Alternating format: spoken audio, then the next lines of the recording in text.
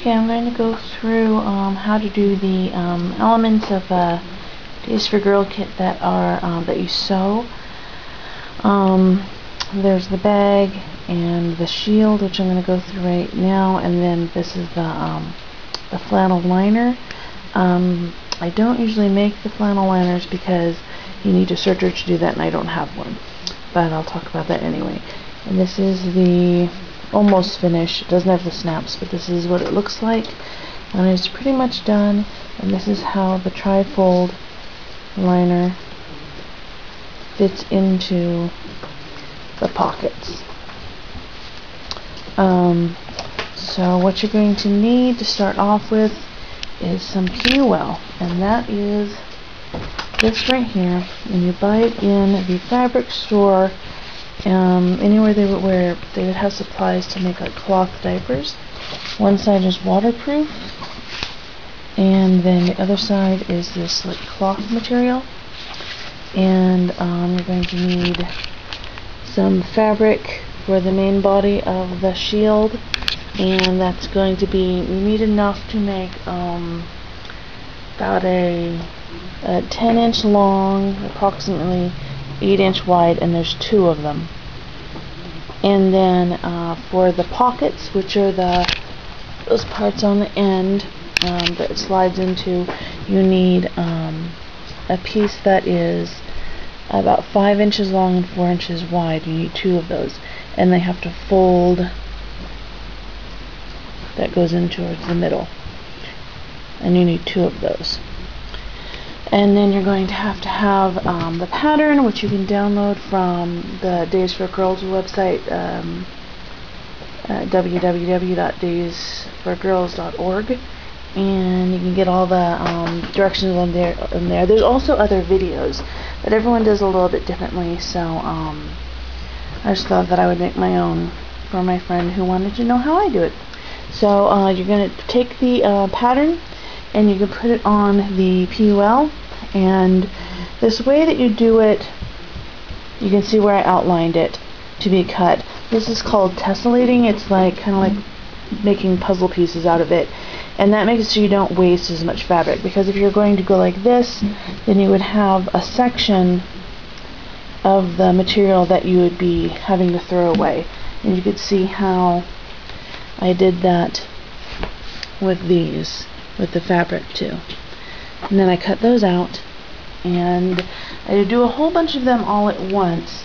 So then I have a pile of the PUL, and I also have a pile of shields that are ready for me to sew. Alright, the first step here, you're going to take one of your pieces of PUL that you've cut out and 2 of the pockets that are folded. And you're going to want all of this ironed and washed before you do any of the cutting, or washed and ironed rather.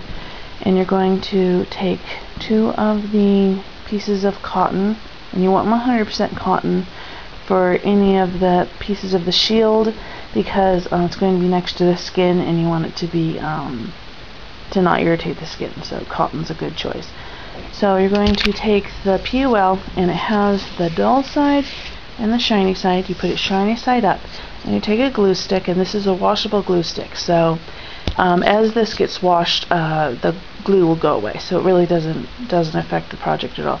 And you put glue here, here, here, and here, and in the middle, and then you take your first piece of fabric, the cotton, and you put it pretty side up on there, and you match it up, and you press it down on the glue.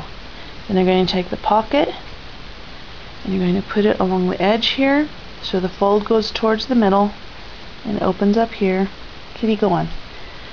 And the other one goes at the bottom like this, with the fold here, with the opening there and the fold towards the middle. Make sure it matches up really nice. And then the other piece of the cotton you're going to put pretty side down on top to make this sandwich that's going to be sewn. And so you have the PUL shiny side up, glued to the first cotton, the 2 pockets, and then the second piece of the shield. And it's not lined up right now, but if I had the glue on there it would be. So anyway, what you can do then is you can pin here and here. You don't want to pin in the middle because this is supposed to remain waterproof, and if you puncture it then it won't be. So yeah, only do it here and here. So then at this point you're going to have it look like this with the 2 pins like that. And what you're going to do now is you're going to sew. You're going to iron it again so it's nice and flat. You're going to sew along here and then stop here, and then you're going to sew here and around and stop here, and that's about a 1/4 inch in, and make sure you back stitch to make it nice and strong. And then you can remove the pins. You're going to be wanting to leave the ends open. Both ends are open. And the reason you do that is because the next step is to reach in here. The shiny side is up on the PUL, and then the cotton. And right in between the cotton and the pocket, you're going to want to reach in, and you're going to go all the way down to between the cotton and the pocket on the bottom, and you're going to flip it inside out. Here, let me put this down for a minute. I'm going to turn it inside out. Excuse me. And the little wings on the side, you do pushed out.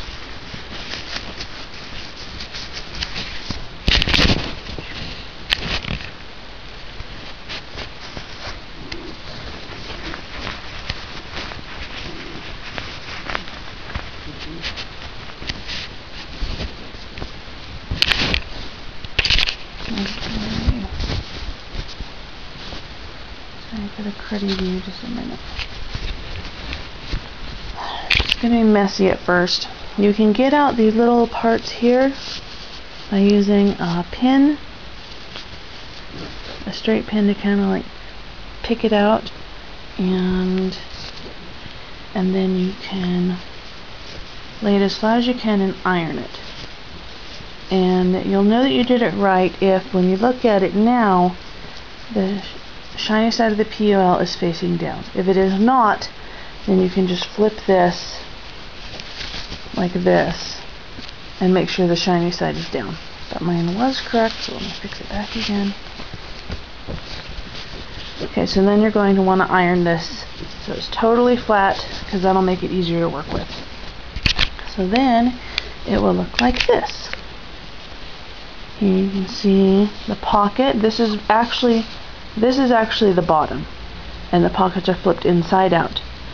You're going to want the shiny side, picture the shiny side of the PUL up against the body, because that's the waterproof part of this.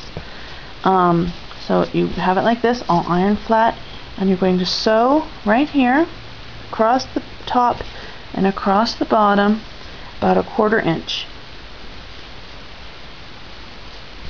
And once you've done that, it'll look like this. And at this point, you're going to turn the pocket inside out to hide that seam. So now the seam is inside the pocket. You're going to do that to both sides. Then it's probably a good idea to iron it again. Lots of ironing. After you've done this a while, you don't have to iron quite as much because you're used to working with the material. But so it'll look like this, sewn at both ends. And then at this point, you're going to, after it's pressed, you're going to sew all the way around. You're going to top stitch this all the way around, about an 1/8 of an inch all the way around, as close as you can get on that seam. Here it isn't as important. You can go in a little bit. You want to leave as much room for that flannel to fit in there as possible. So try to get nice and close to the edges and keep it really flat. So then it will look like this. This is the finished one with the pockets and the top stitching.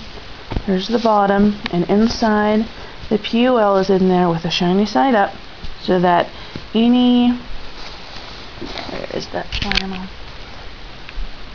So once the flannel is in here,